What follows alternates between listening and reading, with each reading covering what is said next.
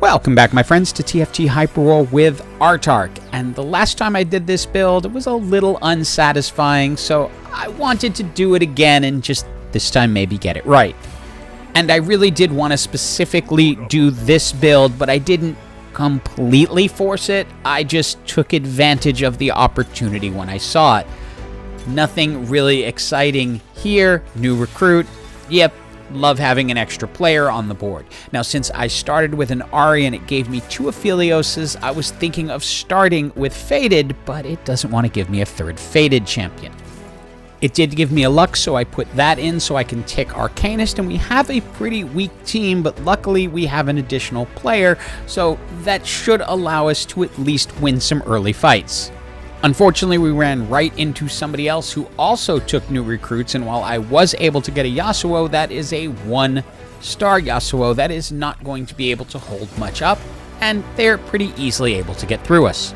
And right now our team isn't particularly strong or well-formed, however, when we have an additional player that does give us an advantage. Lux is able to stun things, that allows stuff to get in, and we can win a match or two. It is time for our second set of augments, and I like Jeweled Lotus, but I'm going to roll around it and then see what else there is. Pandora's Items is really tempting, but I want to go with mainly Arcanist in this build, and having Jeweled Lotus is going to be really valuable. And we'll hyperspeed through these fights because there's so much RNG involved. We're ending up against someone who also has an additional player, and it really looks like we're going down, but the crits from the spells, yeah, they just do what they need to do, and we end up winning. And I want to take a moment to appreciate the Kabuko in this fight, because if that gets up to 3 stars, that could win the game. Luckily, I'm also holding a Kabuko and an additional one, and we're getting late enough in the game. They only have 1 more on the bench. It's not likely they're going to hit the 3-star at this point, but that's really dangerous. And it is time for an item choice and time to put the plan into motion, at least what I want to do, which is get to Porcelain Arcanist. And a spatula plus a bow will equal a porcelain symbol. So it is time to start flipping this team around. Kabuko can go, we can bring in Ash, and then also create an additional porcelain, and hopefully we'll get the Amumu we need to give us 4.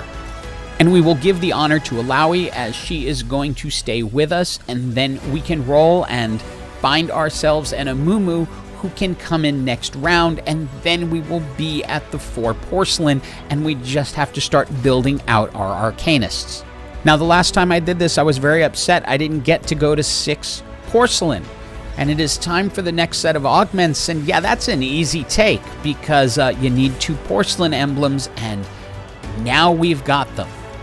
And with 5 porcelain in the game and 1 more yet to get, we see the light of hope of being able to put together the 6 porcelain, and then the bubbling cauldron shall take over the game.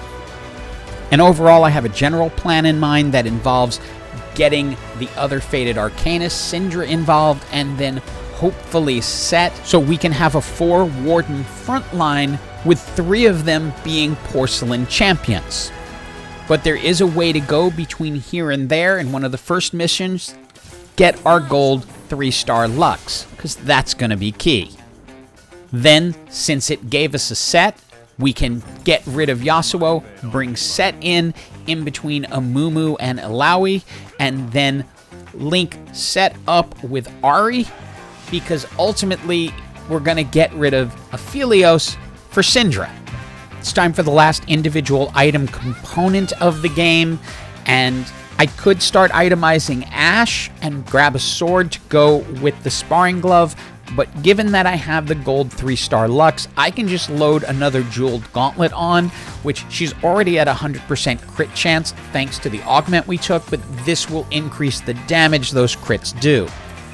And 2 things I want to kind of point out in this fight. First off is if you get a Rakan, and you get a Sage Emblem, don't put the Sage Emblem on Rakan. Sage Emblem doesn't impact the champion it's on, it's a team-wide thing. So put it on a champion that isn't as much of a contributor. Number 2, look at the crits from Lux. She saves this entire fight with those massive crits and destroys the damage charts. Now here's the thing with Lysandra, and we want to get her in this match.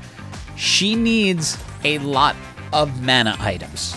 So Spear of Sojin is currently going to stay specifically for Lysandra. So the only way we're going to put it on someone is if that person is later going to come out when we put Lysandra in.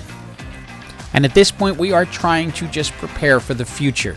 This team, really strong, is likely going to get through us. But if we can get Lysandra, which is going to be key and is RNG based, but if we get it, we're going to be set. And it is time for an item choice after an NPC round, and it also gives us the Lysandra we need. So we had Nico in for a moment, but now we have the 6 Arcanist, 6 Porcelain I wanted to do in the last video.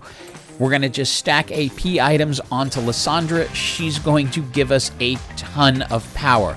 I'm saving that champion duplicator, the greater one, for when we get a second Lysandra.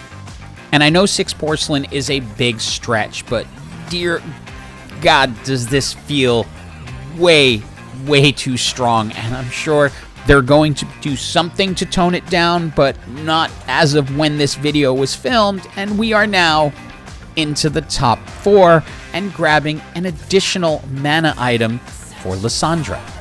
The other thing about Lysandra is she's going to give you items, and it's going to be a duplicate of the same item each time, so this one just instantly becomes a Dragon's Claw.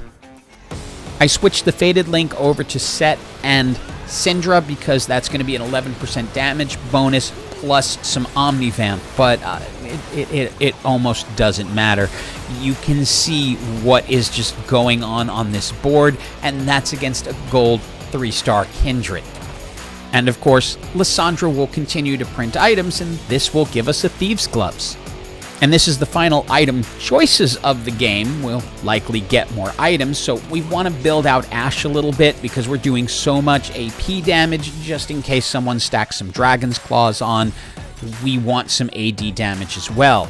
We now have the additional Lysandra that we can use our champion duplicator to take up to 2 stars along with the 2-star set. And we can give Ashe the Runan's Hurricane, and I just want to point out this bug has been here for I don't know how many seasons now, but watch when I grab it how the dot keeps on traveling to the left while the actual item goes on Ashe. It gets there eventually, but I just find it entertaining that it's still there. We are into the 1v1 against the Dragon Lord Sage team, which is a fantastic team. Again, I would have built the Rakan a little differently, but I don't think it mattered at all. 6 Arcanist, 6 Porcelain, it's just evil. And it is very quickly GG for everyone, with Lux leading the damage charts. Hope you enjoyed this video and feel the satisfaction of seeing the 6 Porcelain and 6 Arcanist on the channel. And as always, have an absolutely awesome day.